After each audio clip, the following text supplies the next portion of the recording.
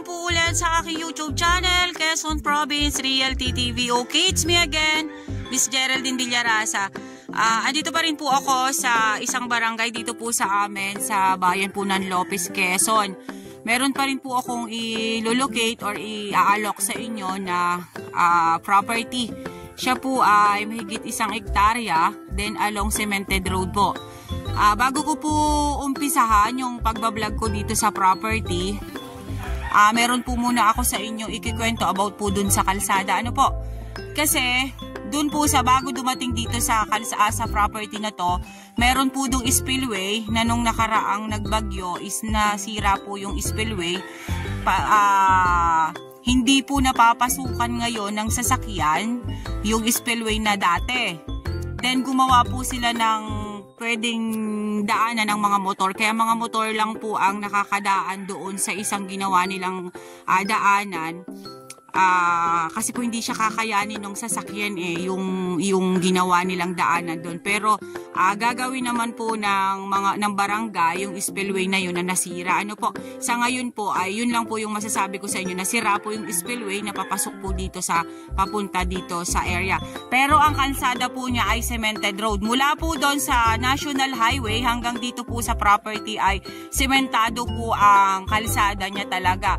Then mula naman po sa National Highway hanggang dito sa property, ang layo po niya ay nasa 8 to 9 kilometers po siya. Then ito pong property ay may dala po dito sa kabilang side na to na konti. Then nandito po mismo ang kalawakan niya. Ito po ay CLOA title. Ano po? Mayroon po itong source na ng electricity. Then meron din pong cellphone signal. Then ito pong area na to, nasa 100 meters na lang po ang layo niya doon sa ginagawang diversion road mula po doon sa Lopez, doon sa bypass road po ng Lopez, papunta naman po ng Macalelon. Kaya ito pong property na to, double purpose po ito. 100 meters po layo doon sa diversion road, then along Barangay Road naman po dito sa side na to. Okay po, tara po at ikutin po natin yung area para po makita po ninyo ang property ito. Okay po, ayan po ang mga nyuga niya. Then ayan sa bungad po pa lang po, meron na po siyang batino. Ito po ay pag-aari po ito ng aking pamangkin dito po sa barangay na to. Then ang source po ng tubig dito is wala pong problema. Ayan po siya, oh. Nasa 100 meters po ang frontage niya dito sa Barangay Road. Ano po? Ayan po ang area. Ito po, nung last ko po itong pinuntahan, ayan, sabi nga po nung aking pamangkin, tinaniman na po niya ng mga panulibyan sa ilalim.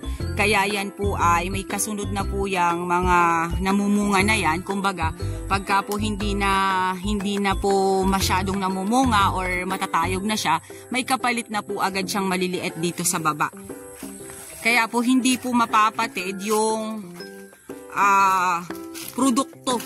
Kasi habang humaharvest po kayo dyan sa mga matatayog na inanyog, ito pong mga mabababang ito ay palaki na rin po siya. Ayan, makikita naman po ninyo, napakarami pong bunga ng kanyang anyog, napakarami pong buo.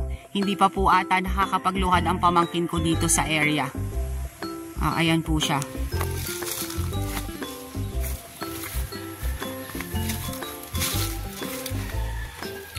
Ito pong property ay pa-semis land lang po siya. Yan. Yan, may mga saging po dyan sa side na yan. Then ito po, naalala ko po nung ito'y pinuntahan ko, nung tag-lansones ay meron po itong 2 puno ng lansones dun sa kabilang side na yon. Ay talaga naman pong napakarami kong mamunga. Yan, pero more on po ito ay nyog. Ayan po siya. Ang fruit bearings ko lang po ditong nakita nung binisita ko po ay Indian mango at lansones. Yan lang po. Ayan po ang area. Napakaganda pong mamunga ng mga nyug na to. talaga pong malaki pa rin po ang kinikita ng pamangkin ko dito. Then ayan, makikita naman po ninyo, oh, napakarami na po niyang palunleb. Yan, talaga pong pinaghandaan na ng pamangkin ko ang susunod na henerasyon ng coconut niya. Yan. Yan, makikita nyo naman po, napakarami po niyang saging na saba.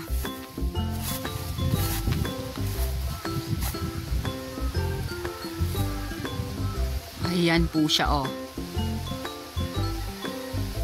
Yun nga lang po, sa ngayon, yung sinasabi ko po sa inyo na medyo hassle, kasi naputol po yung spillway doon sa papasok dito. Yun lang naman po yung medyo hassle. Motor lang po ang nakakapasok. Hindi ko lang po sure kung doon sa ginawa nilang alternative na dadaanan doon, kung makakaya po ng kotse yung ginawa nilang tulay. Napakaganda po nung area, oh. Along cemented road po siya.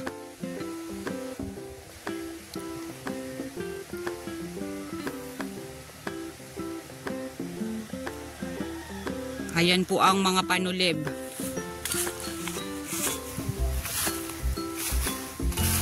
Nasa 200 kapuno po na ito mahigit.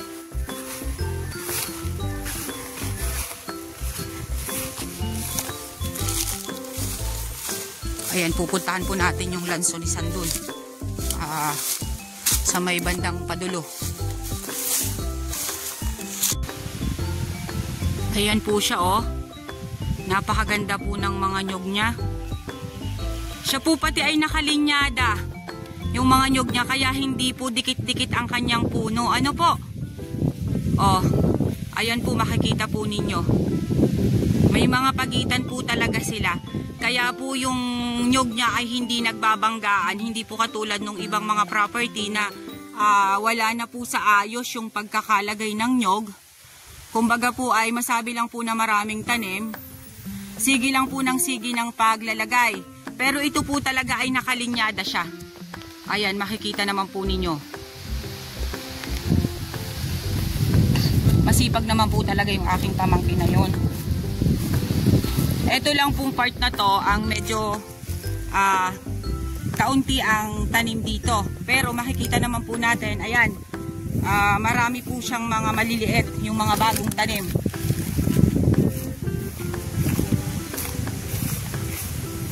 Okay. Ayan, mga batino lang po ang nakikita kong hardwood dito. Same din lang naman po nung dati na pumunta ako ditong binisita ko itong property nila na to. Same lang po.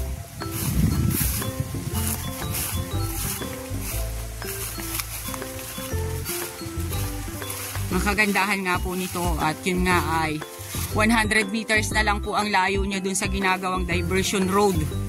Papunta pong Makalelon. Ayan.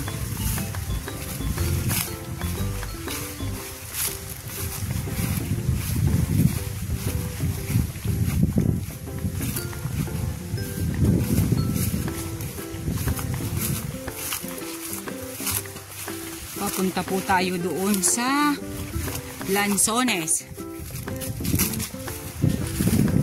Okay.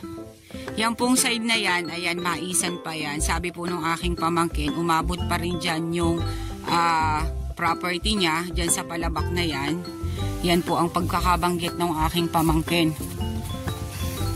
Then, are, ito po yung sinasabi ko sa inyong Lanzones. Teka, maghahanap po tayo ng pwede nating daanan at medyo po maraming bunot. Baka po may ahas na nakaaligid. Ayan, halatado po talagang hindi pa nakakapaglukad, oh. Ayan po yung mga buo ng nyug niya, oo. Ayan. Makapanimot para hindi na po bumili ng panggata sa bayan. Ayan po siya, oh. Ito po yung kabilang side. Then ito, yung Lanzones. Ayan po. Yan, nung pumunta po ako dito, yung Lanzones na yan na dalawang punong yan. Napakarami po talaga niyang bunga. Then ayan, meron po palang mahogany dyan sa side na yan. Pero yan po ay boundaries na po nung kanilang kapatid.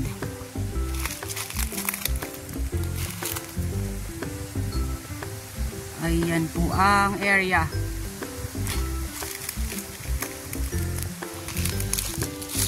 Ganda nito eh. Kaya nga. Okay, yan pa rin po ang property. Sa mga buyers po na naghahanap ng maliit na cut dito sa Lopez, Quezon, ito na po yung hinahanap nyo. 1 hectare along Cemented Road. Then yun nga po, malapit po sa ginagawang diversion road ng Makalelon.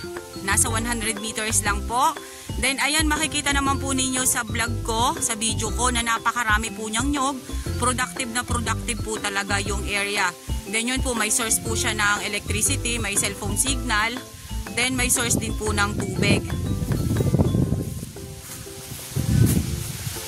Sa mga buyers po na wala po sa kanilang problema, kumbaga po wala po silang doubt sa CLOA title, ayan po.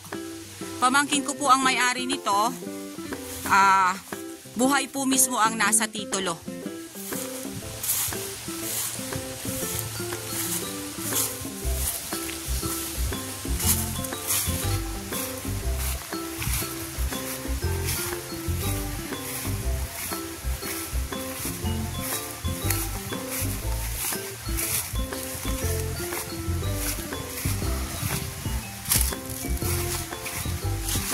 Galing nga ni Rodel, tinaniman niya na agad ng mga panulid.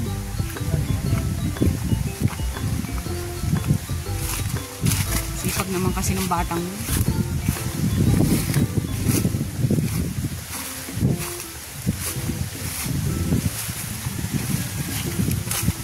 Ang daming nyug oh.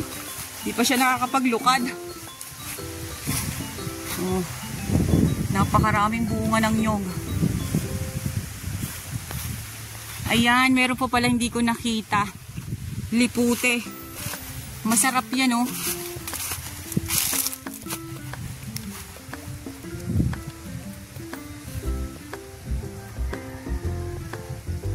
Kasagsagang namumunga.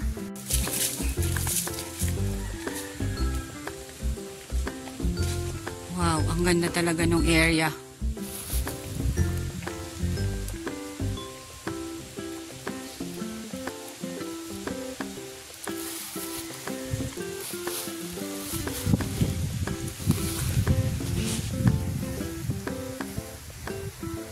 Okay guys, sabihin nyo na po ang property namin. Dito po ito sa Lopez, Quezon. 1 hectare along Cemented Road. Then ang nyug po niya ay nasa 200 kapuno po ito mahigit. CLOA title, buhay po ang nasa title. Yun nga po, kinikwento ko po sa inyo na pamangkin ko siya. Then mula po doon sa National Highway hanggang dito po sa property ay nasa 8 to 9 kilometers. Then yun nga po, binabanggit ko na po sa inyo kanina na nasira po ang spillway papunta po dito sa property. Malapit na po siya. Ngayon, motor lang po. Hindi ko lang po sure kung kakayanin ng car, ng kotse, yung alternative na ginawa nilang tulay doon. Siya po ay kahoy ang ginawa nila doon. Hindi ko lang po sure kung yun ay kakayanin ang motor, ay ang sasakyan. Then mula po doon sa ginagawang diversion road, dito po sa papuntang Makalelon, 100 meters lang po ang layo nitong property na to ng pamangkin ko. Then yun nga po, may cellphone signal, may electricity na po tayo. Then yung pong property ay semi-slant lang po siya, paslant lang po siya dito. Then yun nga po, ang fruit bearing po ditong nakita ko kanina, na same pa rin naman dati. Yung Indian mango at saka dalawang puno ng lansones, then lipute. Yun lang po yung nakita kong fruit bearings dito sa area. Then yun nga po, sa hardwood naman po ay antipolo at mahogany na pangilan-ngilan. Okay po, once again po ako po ulit ang inyong site locator, si Miss Geraldine Villarasa. Muli po ako maglalambing. Pa-like and share po ng aking mga vlog and pa-subscribe na rin po ng aking YouTube channel, Quezon Province Realty TV. Okay po, thank you for watching!